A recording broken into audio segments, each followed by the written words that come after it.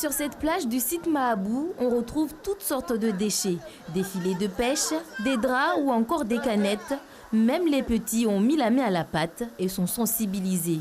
Le concept éco-citoyen nommé Rando Clean permet à tous de faire de la marche en famille tout en ramassant les déchets afin de préserver les lieux les plus fréquentés de l'île.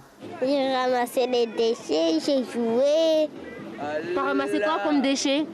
Plein, j'en ai ramassé plein, tellement je ne sais plus. C'est bien de ramasser les déchets parce que s'il y a quelqu'un qui jette un seul déchet, ça pollue toute la terre.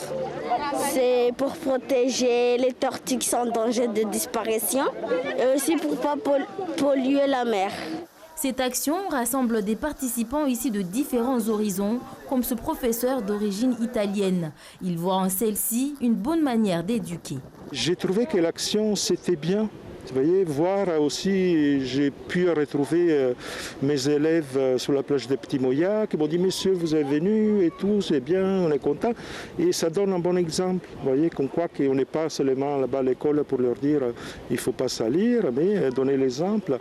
Il faut quand même que l'enseignant soit un exemple pour les enfants, pour leur éducation. Pour cette 3e édition, le nombre de participants a fortement augmenté selon les organisateurs.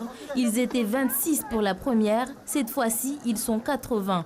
Pour eux, l'objectif n'est pas encore atteint. On remarque qu'il y a de plus en plus d'associations, de personnes qui s'intéressent justement à cette démarche. Donc je pense qu'il faut, quoi qu'il en soit, multiplier nos efforts. Parce que quand on regarde la situation, on n'est pas loin d'avoir une situation chaotique en matière environnementale ici à Mayotte. On peut en fait vendre Mayotte, mais par le biais de sa nature, de son lagon. Et c'est pour ça qu'il était relativement important de mettre en place cette action. Au total, une 60aine de sacs de déchets ont été collectés. Prochain rendez-vous de la Rando Clean dans un mois à l'ancienne usine sucrière de Ajangwa.